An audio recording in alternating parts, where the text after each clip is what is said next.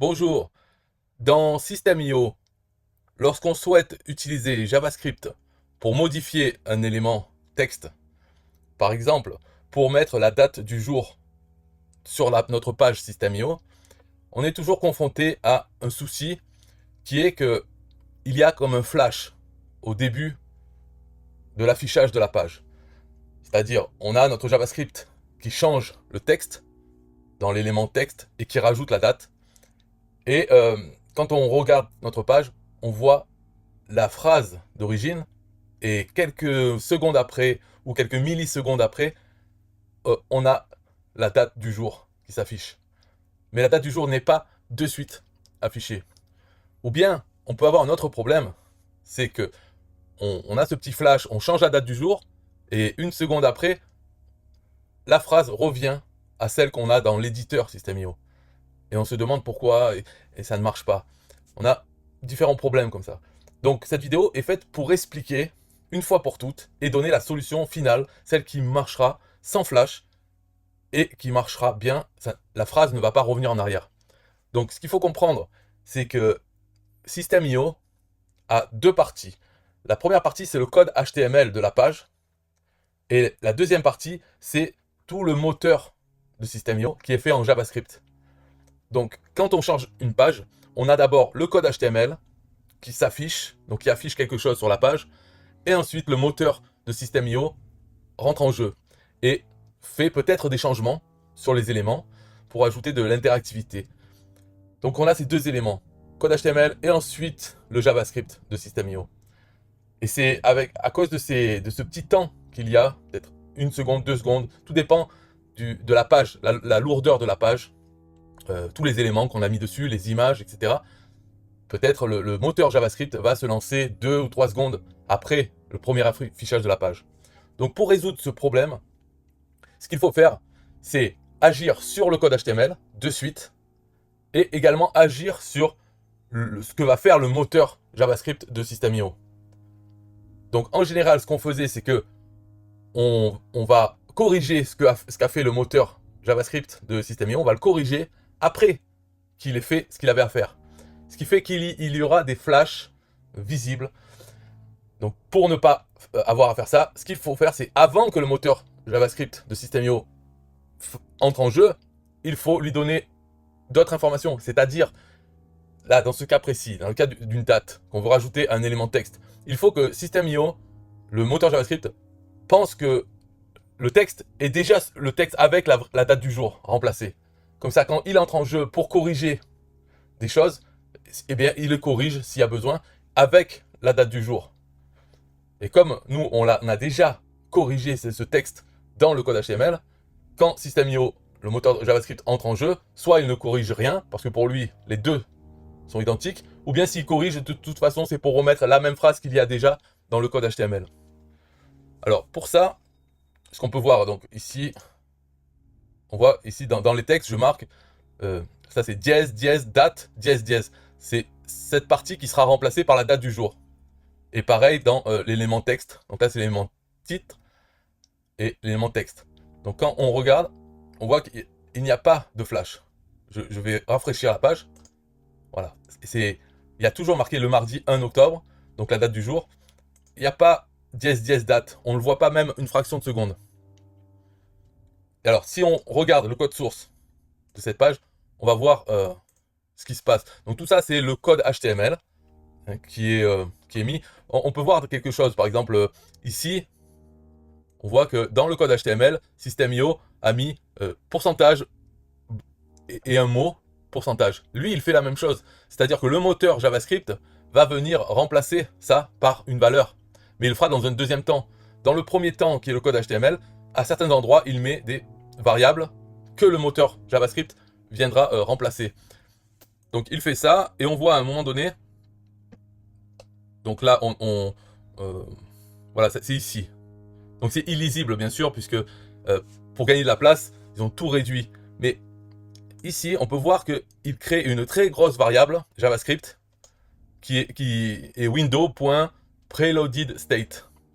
Donc cette variable contient toutes les informations de la page qu'on a fait avec l'éditeur System.io, y compris le texte qu'il y a dans les éléments texte ou title, titre. Par exemple, là, on voit ici, il est marqué « Aujourd'hui, nous sommes le… » Il y a du code et il fait beau. Et on voit qu'il y a dièse date là-dedans. Donc, dans cette variable JavaScript, il a mis le texte qu'on a mis dans l'éditeur. Ce texte qui a dièse date. Mais nous, on veut…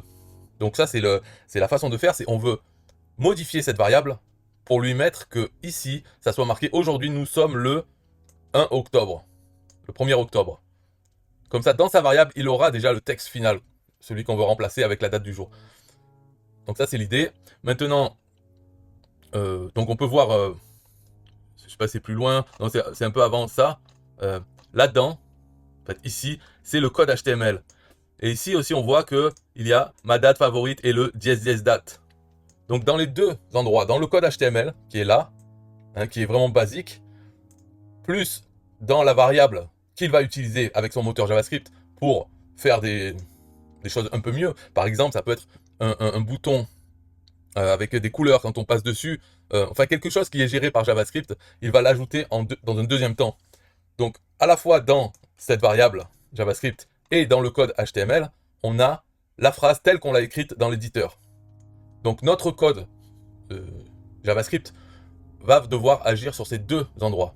Donc maintenant, on va voir le code JavaScript qu'on place dans un élément code HTML juste après les éléments qu'on veut modifier. Il ne faut pas le mettre avant parce que ce code va aller modifier les éléments. Donc il faut que les éléments soient déjà affichés, déjà dans le code HTML. C'est pour ça qu'on doit le mettre après. Donc ici, voilà, dans ce code, alors cette partie, c'est simplement pour obtenir la date du jour en français. Voilà, donc ça c'est juste, on crée une fonction pour obtenir cette date du jour, mais ça commence ici. C'est-à-dire les deux premières lignes, 6, 7 et 9, 8, ça prend donc l'élément titre et l'élément texte, et ça remplace, ici on voit replace, ça remplace ça, date, par la date du jour, donc la fonction qu'on a fait ici. Ça va remplacer dans le HTML. Ok, donc on le fait pour les deux, ce qui fait que là, dès que la page est affichée, il y a déjà la phrase qu'on veut, la phrase finale avec la date du jour. Mais si on laisse comme ça, après le moteur JavaScript de System.io va venir effacer ce changement et va venir remettre la phrase avec le dièse date. Donc pour éviter ça, on attend ici, ça c'est pour attendre que toute la page, en tout cas tout le HTML soit fini. Une fois que le DOM, ça s'appelle le DOM, est chargé, on va appeler une fonction. Donc la fonction elle est définie après. Hein. C'est la fonction qui va aller modifier la variable preloaded state, celle qui contient toutes les informations, y compris le texte qu'il y avait dans les éléments titre et texte. Donc on appelle cette fonction, on lui donne ici, donc ça c'est l'identifiant, l'attribut ID du texte. On en fait un deuxième. Là on va le faire ici. On le fait deux fois, c'est-à-dire le premier c'est pour le titre et le deuxième pour le texte. Donc, qu'est-ce que fait cette fonction? Si on regarde, il suffit de la copier-coller, mais elle va dans la variable window preloaded state et elle fait les changements à deux endroits parce que la phrase est contenue dans deux endroits, dans le contenu brut et le HTML. Donc on modifie la phrase dans ces deux endroits, ce qui fait que quand le moteur JavaScript de System.io va utiliser cette variable, eh bien il va avoir les bonnes phrases, la phrase finale. Il faut savoir que cette variable, elle est utilisée par le moteur. D'abord, elle est copiée en mémoire. Et ensuite, elle est supprimée, cette variable. Donc, elle est disponible pendant un très court temps. C'est pour ça qu'il faut y accéder, la modifier, avant que le moteur JavaScript la copie et utilise son contenu. Donc, c'est pour ça qu'on se met au niveau de à quel événement on attend juste. On n'attend pas que la page soit chargée. C'est au moment où juste le DOM est chargé. Parce que le moteur JavaScript commence après cet événement, mais avant que la page soit totalement chargée. Donc c'est entre ces deux moments où le moteur JavaScript entre en jeu, donc il faut modifier la variable avant. Voilà, donc là il y a l'explication, et ça c'est vraiment la solution finale pour tous ces problèmes de flash qu'il y a au début de l'affichage des pages System.io lorsqu'on veut changer les éléments. Et là j'ai donné, donc c'est pour des textes, mais c'est pour tous les éléments. Par exemple, si on veut changer une image ou un bouton, la couleur d'un bouton ou autre, ça peut se produire. C'est-à-dire notre changement ne va durer que quelques secondes ou une seconde avant que le moteur JavaScript de System.io fasse les corrections finales pour afficher la page. Donc, il faut faire les mêmes choses, enfin, en tout cas la même idée. Il faut le faire pour tout, c'est-à-dire aller dans la variable preloaded state et modifier les valeurs pour que le moteur JavaScript utilise ces valeurs et non pas celles qui sont écrites dans le code HTML qu'on peut voir ici. Donc pour faire ça, il faut regarder le code source et on va voir comment est composée cette variable preloaded state et on va pouvoir aller modifier directement à l'intérieur, que ce soit pour un bouton ou autre.